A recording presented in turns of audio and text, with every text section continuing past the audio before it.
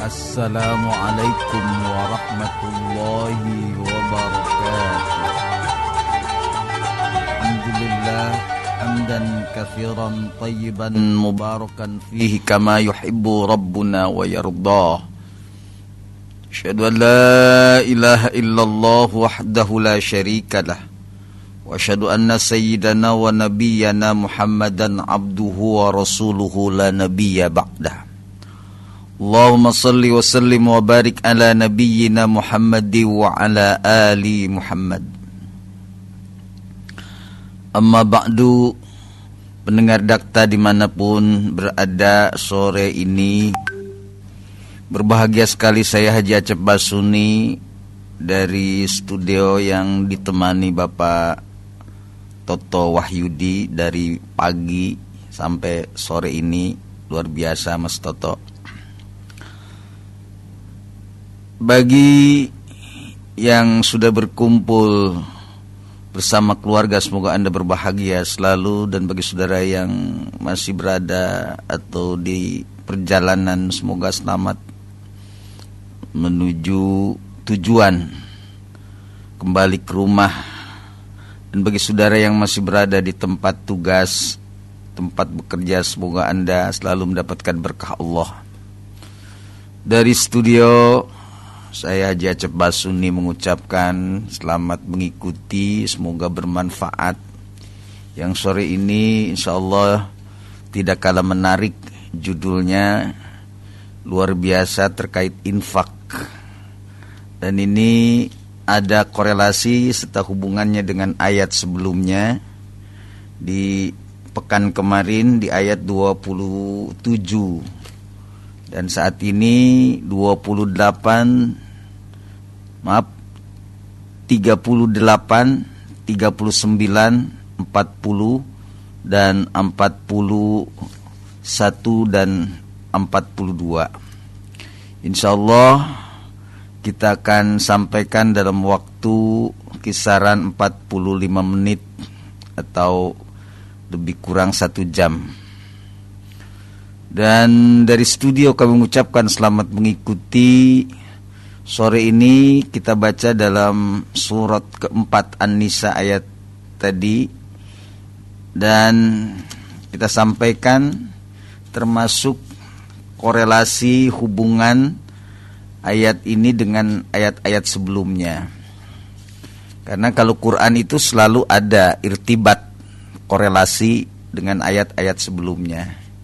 Di sini nanti akan kami sampaikan, bahkan kita baca selain surat An-Nisa keempat ayat 37, 38, 39, 40, 41, 42, nanti akan kita baca pula korelasi atau irtibat ayat yang ada di dalam surat Al-Baqarah. Ini juga luar biasa.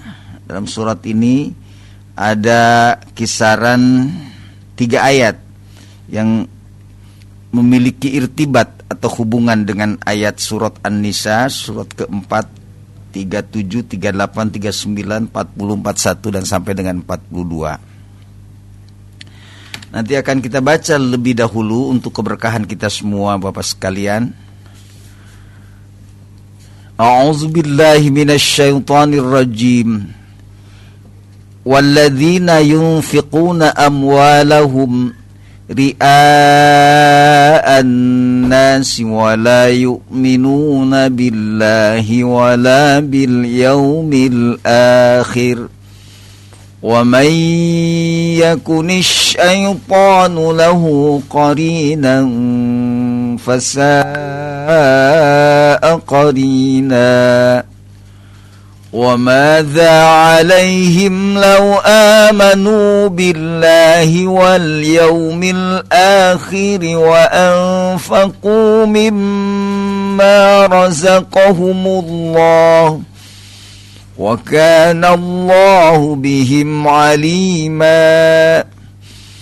إن الله لا يظلم مثقال ذرة وإن تك حسنة يضاعفها ويؤت من لدنه أجرا عظيما فكيف إذا جئنا من كل أمة بشهيد وجئنا بك على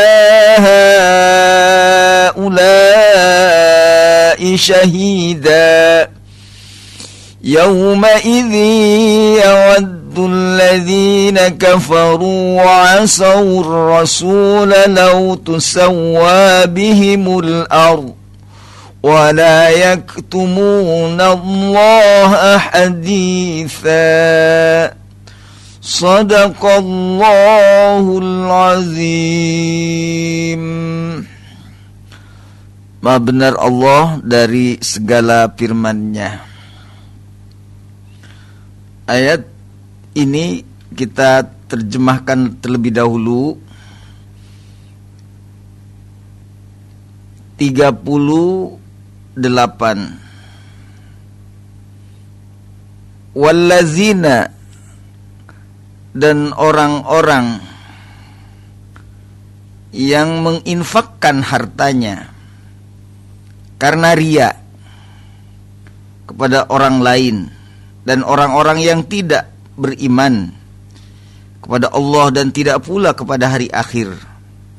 Siapa yang menjadikan setan sebagai teman, ketahuilah bahwa ia adalah seburuk-buruk teman. Apa ruginya bagi orang yang seandainya mereka beriman kepada Allah dan hari akhir, serta menginfakkan sebagian rezeki yang telah dianugerahkan oleh Allah. Allah Maha mengetahui keadaan mereka. Sesungguhnya Allah tidak akan menzalimi seseorang walau hanya sebesar biji zarrah. Dan jika sesuatu yang sebesar zarrah itu berupa kebaikan, niscaya Allah akan melipat gandakan dengan memberikan pahala yang besar di sisinya.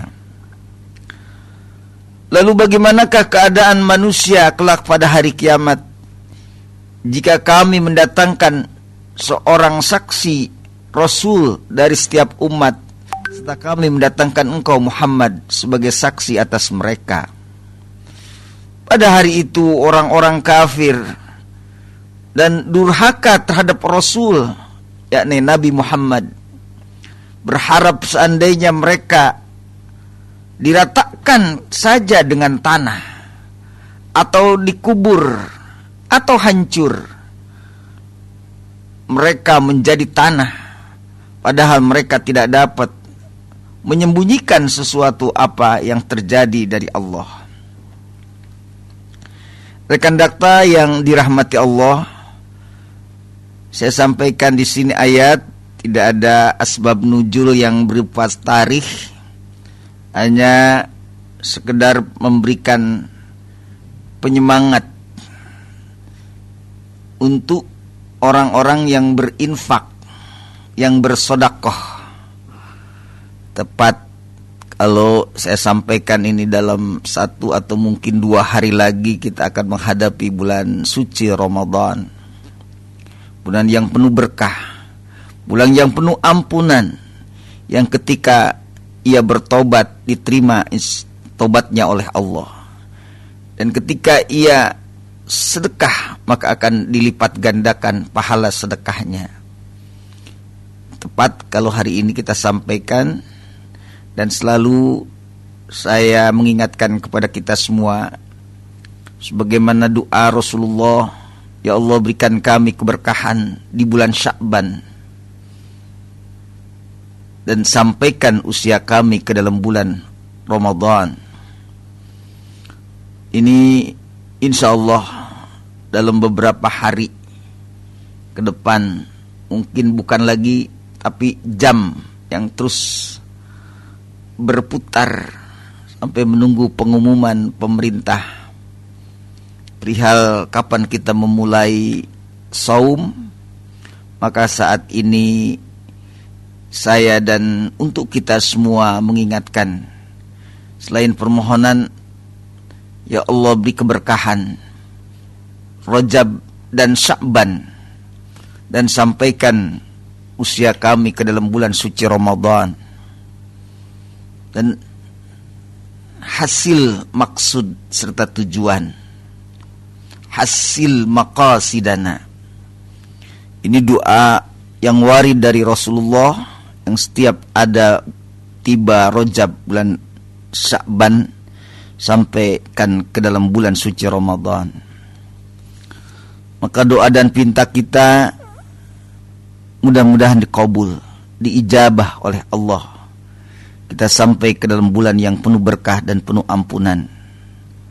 Kemudian yang disampaikan ketika dia bermohon kepada Allah ampunan, Allah terima tobatnya.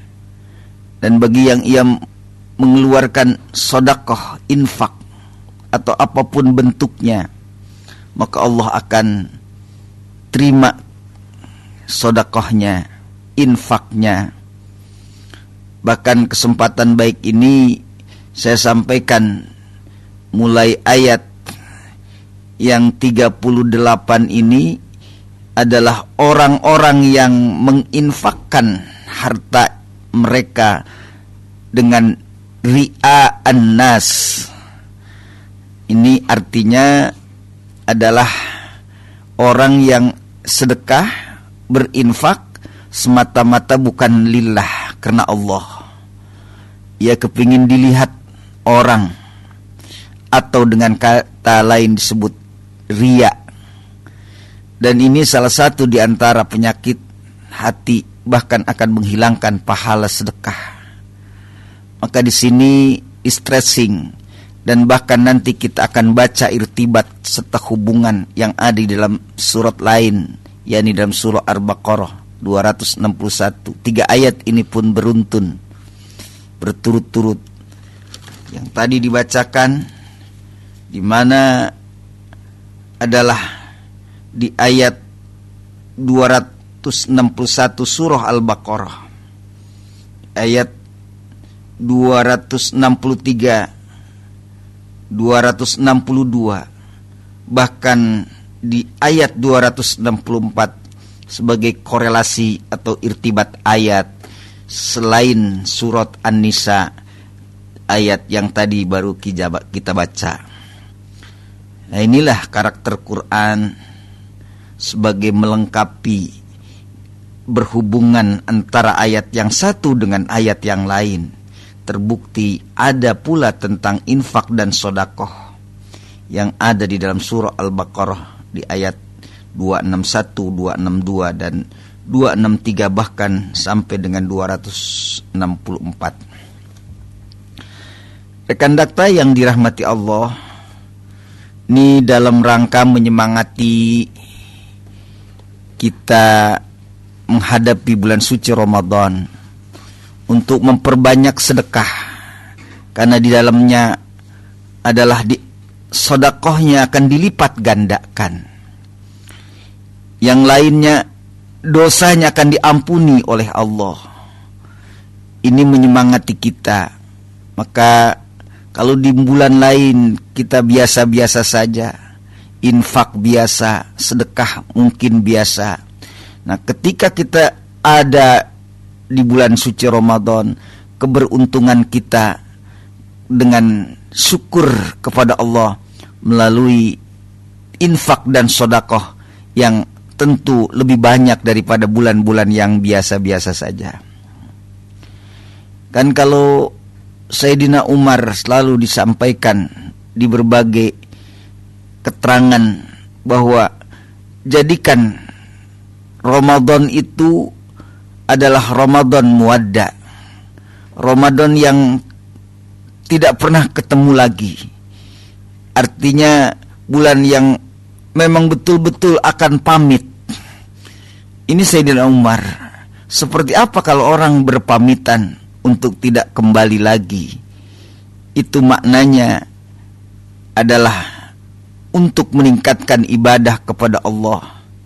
Sedekah kita perbanyak, baca Al-Quran kita juga tingkatkan. ibadah yang lain, sunnah, qiyamul lail, sholat tarawih, dan ibadah-ibadah yang lain kita tingkatkan. Kenapa?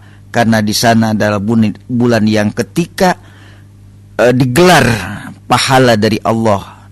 Adanya bulan Ramadan kita sampai dan kita syukuri dengan nikmatnya berupa meningkatkan jariyah, sedekah yang itu akan bermanfaat bagi kehidupan kita kelak. Tentu dengan syarat-syarat tertentu, rekan dakta yang dirahmati Allah. Jadi tidak hanya sekedar kita berinfak dan bersedekah di bulan yang penuh berkah dan ampunan ini, tapi di sini akan kita bahas tentang upayakan dalam diri kita, hati kita ketika kita berinfak dan bersedekah, terlebih di bulan suci Ramadan yang kelak kita akan berada di dalamnya beberapa saat lagi. Ikhlaskan diri kita. Apa mahwal ikhlas? Ikhlas itu adalah istighalul qalbi, artinya menghususkan hati dan pikiran kita untuk beribadah, apapun jenis bentuk ibadahnya, hanya kepada Allah, dan tidak kemudian ada diniati dengan yang lain. Karena seringkali setan mengganggu ibadah kita. Kadang hati, kadang pikiran kita ada ketakutan, ada kekhawatiran ketika berinfak, ketika bersedekah. Bahkan kalau kita mau memperbanyak infak, sedekah, ada kekhawatiran takut habis. Dan itu adalah syaitan. Maka berikutnya rekan dakta, wa may yakuni syaitanu lahu qarina. Maka siapa orang yang bersahabat, berteman dengan setan, maka itu sejelek-jelek pertemanan, fasa'a qarina. Makanya jangan ditemani setan itu. Jadi kalau ada di dalam pikiran, benak hati kita untuk kita infak sedekah di bulan yang insya Allah akan kita ketemu, maka itu adalah berarti disebut nyanyian setan. Maka kalau ada pikiran-pikiran seperti itu, untuk apa terlampau banyak? Jangan kita masih ada yang lain, masih ada beban, masih yang harus ada tanggung jawab. Jangan rekan dakta. Terlebih ketika kita sudah pasang dalam hati dan pikiran kita, bagaimana Umar jadikan Ramadan itu Ramadan yang muwadda, Ramadan yang terakhir. Sehingga kesempatan untuk mengeluarkan sedekah tentu kita niati dengan ikhlas. Kan rekan dakta, ketika di dalam sebuah ayat dijelaskan bahwa ketika manusia nanti di hadapan Allah, bahkan di saat dia bermohon, ya Allah, aku beri kesempatan hidup. Untuk apa kau berikan kesempatan hidup? Aku mau mengeluarkan sedekah. Ini di ayat lain dalam surat Al-Mu'minun. Fa'asaddaqa wa akum minas solihin. Aku akan mengeluarkan sedekah. Dia bukan akan sholat, bukan akan haji, bukan bermohon akan puasa, bukan. Tapi dia bilang fa'asaddaqa wa akum minas solihin. Maka beri aku kesempatan ya Allah untuk hidup sebentar saja, untuk mau aku sedekahkan. Kalau dikasih kesempatan, tapi apa yang terjadi? Enggak ada. Sudah habis waktunya. Maka kalian ketika Allah berikan kesempatan kekayaan yang kita miliki saat ini, tidak usah terlalu khawatir. Anak ada yang tanggung jawab nanti. Kita biasa saja. Ini tempo-tempo kita ini terlalu khawatir, terlalu takut. Padahal kita ketika keluar dari perut orang tua kita, lahir ke bumi ini, tanpa kita sehelai baju pun yang kita kenakan, keluar dari rahim ibu kita keadaan telanjang, tanpa sehelai kain pun. Begitu dewasa, punya ini dan punya itu. Kenapa sekarang terlalu takut? Kenapa sekarang terlalu khawatir dengan keadaan, takut ini, takut itu, masih ada beban dan lain sebagainya? Bagaimana ternyata ketika Allah tidak berikan kesempatan untuk membesarkan si kecil padahal masih banyak tanggung jawab. Nah, maka disebut ketika Umar mengatakan jadilah Ramadan muwadda, seakan-akan besok kita tidak akan ketemu lagi dengan Ramadan. Menunjukkan bahwa kita harus serius untuk mengisi bulan Ramadan. Ya, sodakohnya tentu yang kita saat ini kita akan sedang kembangkan. Mudah-mudahan menjadi bahan masukan, sharing untuk para pendengar yang saat ini mungkin sedang santai, mungkin sedang di perjalanan, atau mungkin sedang sambil bekerja. Ini adalah berarti untuk saling kita mengingatkan rekan dakta. Kita ini kan seringkali memang setan selalu bersama kita. Kalau ketika ada kesempatan, aku khawatir masih ada banyak tanggung jawab, sehingga dia harusnya mengeluarkan sedekah banyak, maka paling-paling. Ini memang karakter manusia, dan itu adalah nyanyian setan sesungguhnya. Lah kalau kita sadar bahwa itu adalah nyanyian setan, maka kita gak mungkin ya selalu paling-paling kita berinfak, bersedekah.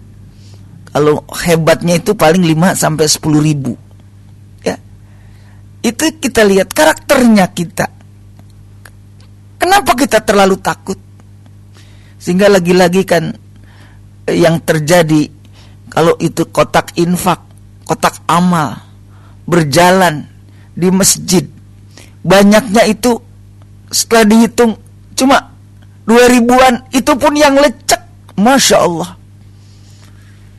Ada orang yang kadang sampai 2-3 kali ngangkat, diangkat 10 ribu, diangkat 100 ribu, diangkat 50 ribu, diangkat 20 ribu, semua kembali dimasukkan ke kantong.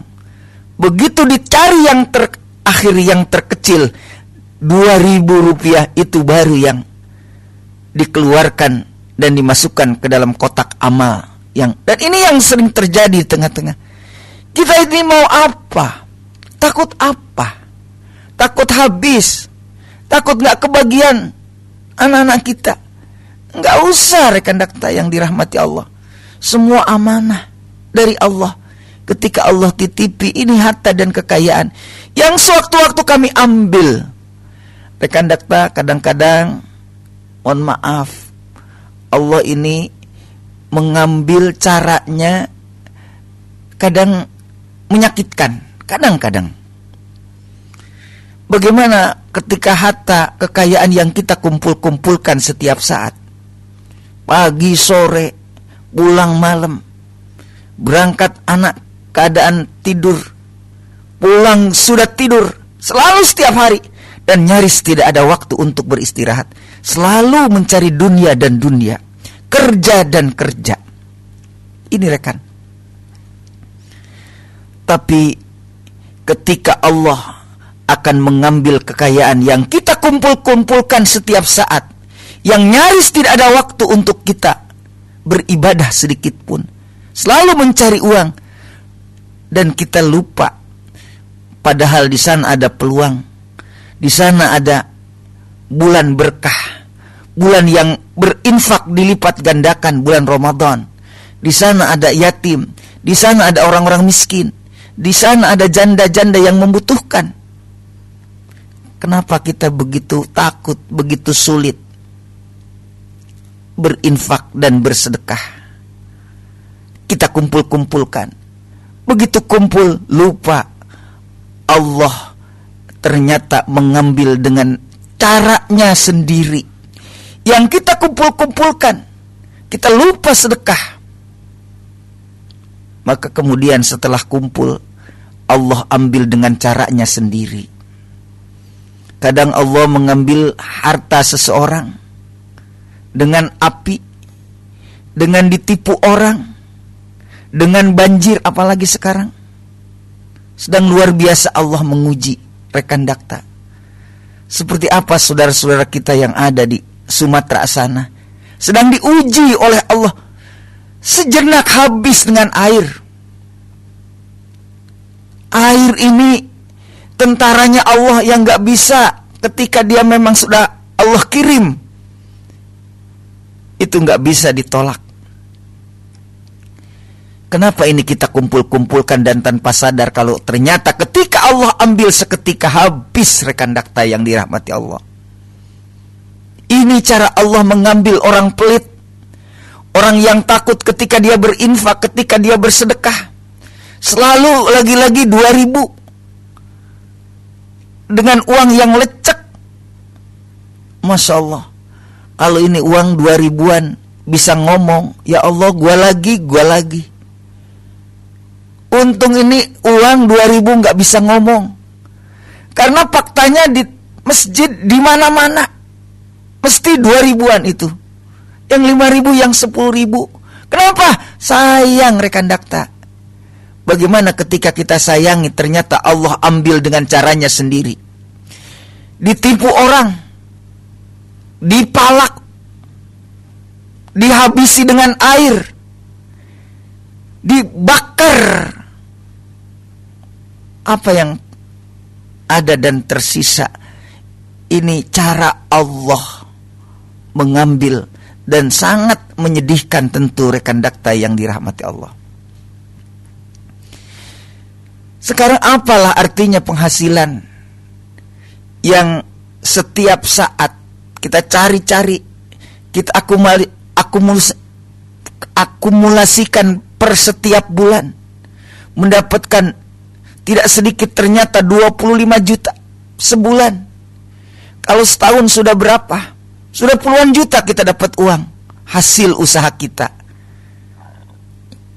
Dan kita tidak sadar orang-orang yang ada, fakir miskin yang ada di sekitar kita, terlantar mereka karena orang-orang kayanya pelit. Orang-orang kayanya sibuk dengan keduniaan tanpa dia mengingat, termasuk di dalam bulan suci Ramadan juga memang dasarnya pelit, tetap pelit. Na'udzubillah. Maka rekan dakta, kesempatan baik ini, walaupun hanya melalui radio, kita mudah-mudahan menjadi pengingat kita bahwa ini ternyata amanah Allah yang luar biasa. Ketika Allah ambil dengan caranya, itu kadang lebih sakit, kadang lebih tragis. Bagaimana kalau dia menghasilkan 50 juta, mungkin 100 juta per bulan, tapi begitu Allah tegur dengan penyakit, didiagnosa oleh dokter, oh Pak, ini harus berobat ke Singapura, harus ke luar negeri, ke Jepang, ke Cina. Di sana ada dokter yang hebat. Ternyata didiagnosa penyakit ini adalah luar biasa membutuhkan biaya. Kalau tidak, bahaya. Bapak bisa buru-buru mati. Terpaksa uang yang dikumpul-kumpulkan dari sebulan, 2 bulan, terus sampai begitu banyak itu uang.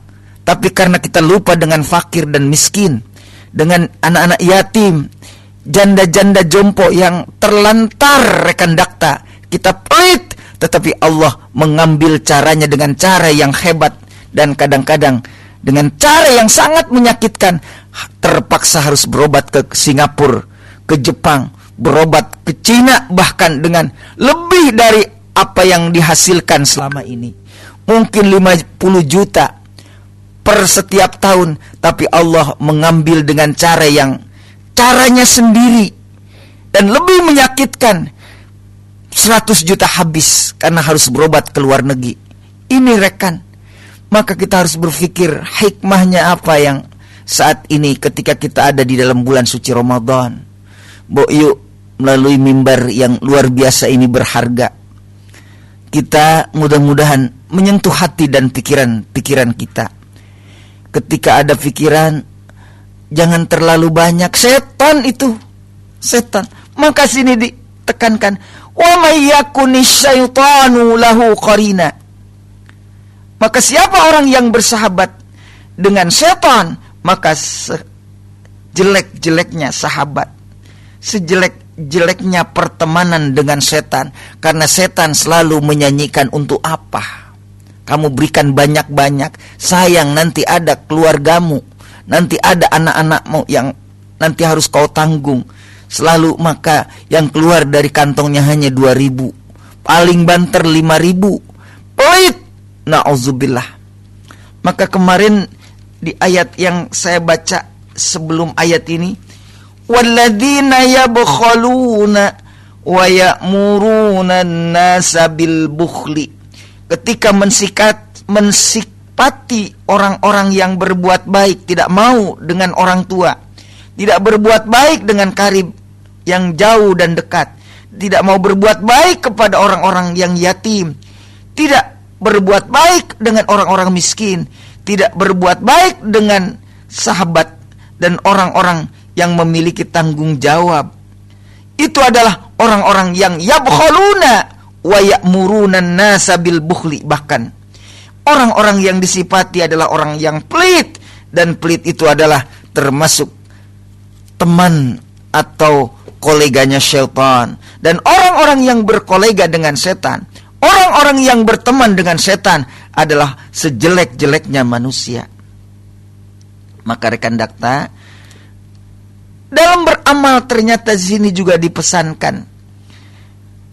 Di ayat surat Al-Baqarah tadi yang saya baca, yang menunjukkan bahwa ketika kita beribadah, dalam hal ini adalah berinfak, kita adalah harus ikhlas.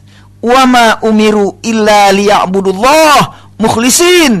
Apa yang diperintahkan kecuali hanya ibadah kepada Allah dengan dasar mukhlisin, harus dengan didasari dengan ikhlas.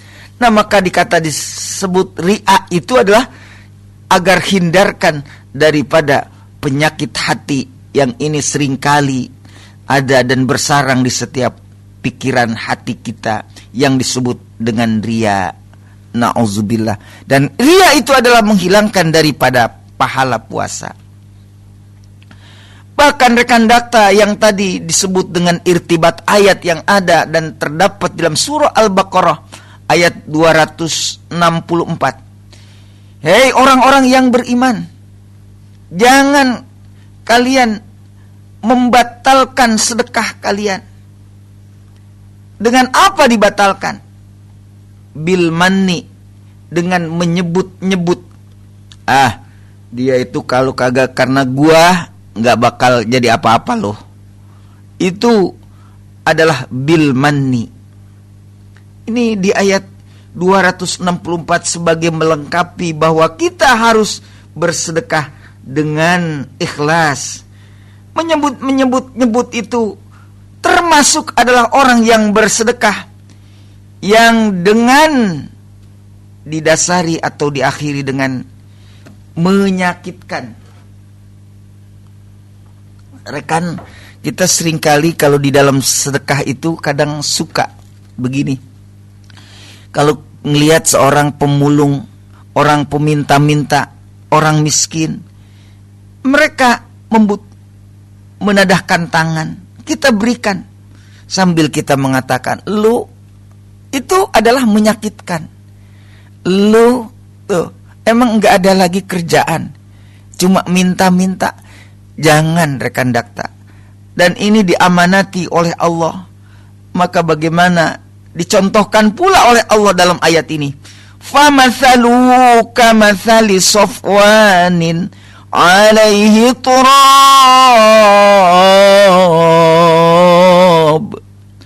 fa'asabahu wabilun fatarakahu salda. Artinya adalah semisil atau seumpama adalah safwanin alaihi turab, ada sebuah batu yang di dalamnya ada debu atau ada tanah, maka fa'asabahu wabilun, maka ditimpa hujan, fatarakahu solda, maka akhirnya tanpa sedikit pun debu, tanpa sedikit pun tanah di atas batu, karena ditimpa dengan hujan, batu menjadi bersih, tanpa sedikit pun pahala dan ganjaran. Orang yang melakukan sedekah yang didasari dengan menyebut-nyebut bil manni wal aza, dan menyakitkan. Melalui mimbar ini saya sampaikan, ketika kita berniat untuk sedekah, maka luruskan hati kita. Tidak usah harus menyakitkan, tidak usah harus menyebut-nyebut kalau dia adalah, kalau tidak ada aku, kalau tidak aku berikan, kalau tidak aku tolong. Jangan, itu adalah menjadi batal pahala dan sedekahnya. Maka rekan dakta di sini di dalam surat Al-Baqarah yang menjadi irtibat ayat, la tubtilu shadaqatikum bil manni wal adza. Jangan kau batalkan, jangan kau hilangkan pahala sedekahmu dengan menyebut-nyebut sedekah, dan termasuk dengan menyakitkan orang yang diberinya. Ini rekan. Lalu ayat sebelumnya rekan dakta yang dirahmati Allah, ini ada juga sebelumnya di ayat 261, sedekah yang diberikan dengan ikhlas. Maka contohnya adalah kamatsali habbatin ambatat sab'a sanabila fi kulli sumbulatin mi'atu habbah. Itu adalah 1 berbanding 7, dan 7 setiap tangkainya ada mi'atu habbatin, ada 100. 1 berbanding 7, 7 dibanding per 100. Luar biasa ini lipatan pahala dan ganjaran bagi orang yang berinfak sedekah dengan didasari dengan ikhlas, tanpa harus nyebut-nyebut dengan orang tersebut. Kalau enggak gua, kalau enggak aku bantu, kalau enggak karena aku, enggak, itu akan menjadi hilang. Bagaimana di sini? Fa asabahu wabilun fatarakahu solda. Semisal sebuah batu yang penuh dengan debu di atasnya lalu ditimpa dengan hujan, maka menjadi bersih. Artinya pahalanya tidak ada, alias zero atau nol. Orang yang didasari dengan riya, ingin disebut orang, ingin dilihat orang, maka ini riya itu termasuk penyakit, namanya disebut penyakit hati, rozailul qalbiyah. Karena ada penyakit hati juga, bukan penyakit hanya badan fisik, bukan, tapi penyakit hati ini lebih berat. Dia seringkali bersarang. Ada berapa penyakit hati? Dalam ilmu tasawuf, penyakit hati itu antara lain ada al-ujbu. Apa ujub? Merasa oh hebat, siapa dulu dong. Itu al-ujbu. Waria, pengen dilihat. Ria'an nas, itu lihat. Oh dia mah banyak uangnya. Itu riya. Jangan. Wama umiru illa liya'budullah mukhlisin, didasari dengan ikhlas. Sementara lillah, karena Allah memberikan. Jangankan banyak, sedikit pun, kalau kita ikhlas, lepas dari riya, insya Allah pahalanya sebagaimana Allah sampaikan di ayat. Disebutnya dengan 1 berbanding 7 dan 7 berbanding 100. Berarti sekian puluh kebaikan kalau kita bersedekah dengan didasari dengan ikhlas. Kalau ada nyanyian-nyanyian yang menjadi takut ini, takut itu dari setan. Jangan kau temani setan. Wa maza alaihim. Ini ayat berikutnya. Wa maza alaihim law amanu billahi wal yaumil akhir wa anfaqu mimma razaqahumullah. Kalau disebut di sini adalah tabhim, adalah istifham, pertanyaan. Pertanyaannya termasuk takjub. Apa sih sesungguhnya yang membuat kamu ini takut untuk apa berinfak? Wa maza alaihim. Apa ruginya kalau bahasa kita? Wa maza alaihim. Apa ruginya sih kalau kamu beriman kepada Allah dan beriman kepada hari akhir? Dan termasuk apa ruginya pula kalau kamu berinfak, bersedekah? Gak ada rugi, bahkan Allah tambah. Infak itu kan berarti an-numu, tumbuh. Maka kalau 1 berbanding 7 kemudian 700, itu artinya tumbuh, berkembang. Kalau kemudian takut, 2 tinggal diambil 1, tinggal 1, itu setan. Dan tinggal 1 habis, itu setan. 100.000 diambil 50.000, tinggal 50.000. Itu setan, habis setan itu. Dan jangan kau temani setan, karena dia selalu menjadi teman setianya orang-orang yang pelit. Na'udzubillah. Maka dibilangnya, wa maza alaihim lau amanu billah. Apa sih ruginya kalau kamu, ini kalau dalam pengajian ini takjub, ya. Apa sih ruginya? Istifham takjub. Kalau di pesantren itu diajarkan tentang apa ini kalimat-kalimat. Maksudnya untuk kita, apa sih ruginya kalau kamu beriman? Beriman kepada Allah, nggak ada rugi. Bahkan kalau kita beriman kepada Allah, Allah sudah janji, orang yang man kana fi qalbihi kalimatul la ilaha illallah, kalimat beriman kepada Allah, maka niscaya Allah akan masukkan ke dalam surganya Allah. Tuh dasar beriman. Makanya beruntung orang-orang yang beriman. Ada juga bilang begini, Pak Ustadz, kenapa? Aku iman mah iman, iya. Lalu Islam juga iya, iman iya, Islam iya. Tapi aku nggak pernah sholat, Pak Ustadz, bagaimana? Ya, baiknya kamu harus disertai karenanya iman dan takwa. Ya, adalah dalam ilmu alat itu adalah mutlakul jam'i. Maka dia paralel, harus bersamaan, beriman dan bertakwa. Iman adalah keyakinan terhadap Allah, malaikat Allah, Rasul Allah, kitab-kitab Allah, hari akhir. Itu adalah namanya iman. Tapi begitu masuk ke dalam kategori ittaqau, maka dia bilang, aku memang gak pernah sholat, Pak Ustadz. Ya masih bagusan iman dahulu sholat, ya, ketimbang iman enggak, sholat enggak. Maka dia bilang seperti itu. Oh begitu Pak Ustadz, iya. Tapi besok-besok sholat ya, alhamdulillah. Ya, ini cara bagaimana kita berdakwah kepada orang yang memang belum bisa kafah dalam keislaman, hanya baru beriman. Iman saja bagus, toh. Tapi lebih bagus lagi kalau beriman dan bertakwa. Beriman keyakinan terhadap Allah, bertakwa melaksanakan tugas dan kewajiban. Karenanya apa sih kamu ruginya kalau kamu beriman kepada Allah dan beriman kepada hari akhir? Bahkan apa juga kamu ruginya ketika kamu berinfak?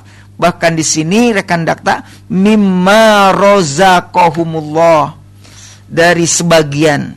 Kalau dalam ilmu alat, ilmu gramatika, lagi-lagi nahwu shorof di pondok itu diajarkan. Dalam kitab alat namanya kitab Alfiyah itu min litab'id. Jadi tidak banyak yang diinfakkan. Pantes atuh diinfakkan, dikeluarkan dari kantongnya selalu lagi-lagi 2.000. Memang di Qur'annya juga min ma rozaqahumullah. Tapi jangan juga kamu bersahabat, berteman dengan setan, karena yang selalu mengajak kepada pelit, kepada kikir, kepada medit, cap jahe, itu adalah syaitan. Fasa akorina, jangan kau temani itu. Dan yang Allah berikan semua adalah amanah. Yang sekarang lagi diberikan mungkin kita punya harta, punya kekayaan. Dan memang tidak semua rezeki Allah itu berupa materi, tetapi ada sehat. Kita masih diberikan untung oleh Allah ketika diberikan kesehatan, walaupun biasa-biasa saja, pas-pasan saja dalam hidup ini, masih Allah memberikan. Jangan lupa sebagian apa yang Allah berikan sebagai rizki buat kalian, keluarkan, infakkan, sedekahkan. Apalagi kita mau berada di dalam bulan suci Ramadan, bulan yang dilipat gandakan pahala dan sedekah kita, insya Allah. Maka melalui mimbar ini rekan dakta, kami mengetuk untuk kita semua, bukan hanya para pendengar, sama saya secara pribadi juga. Ayo mengajak kita semua bersama-sama. Bulan ini adalah bulan sedekah, bulan berinfak. mumpung ada Allah berikan rezeki buat kita. Masih ada orang-orang yang miskin, yang yatim di sekitar kita. Kita masih beruntung mungkin kita makan dan minum masih.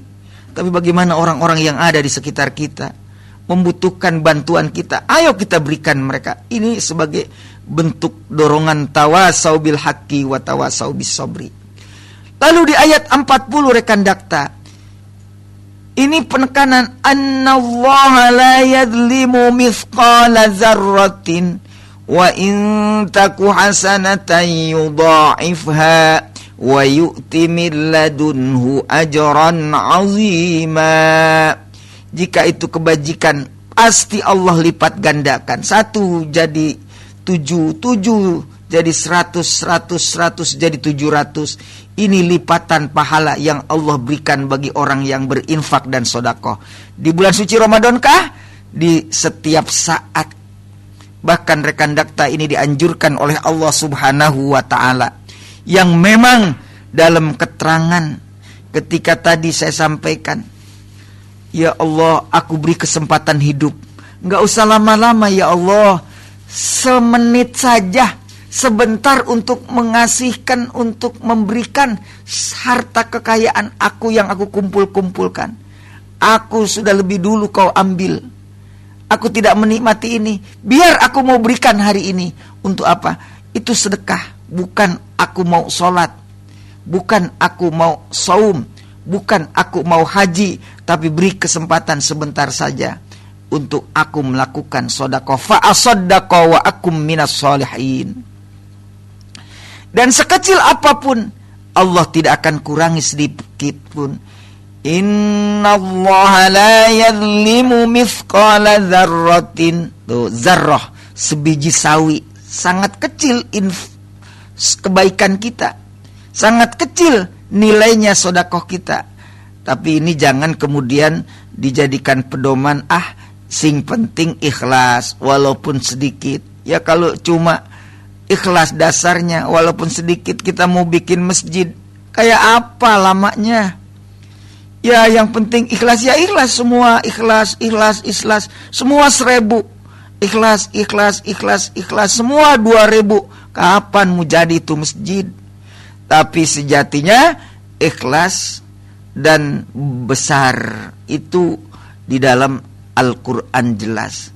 Memang kecil pun yang penting ikhlas itu daripada tidak.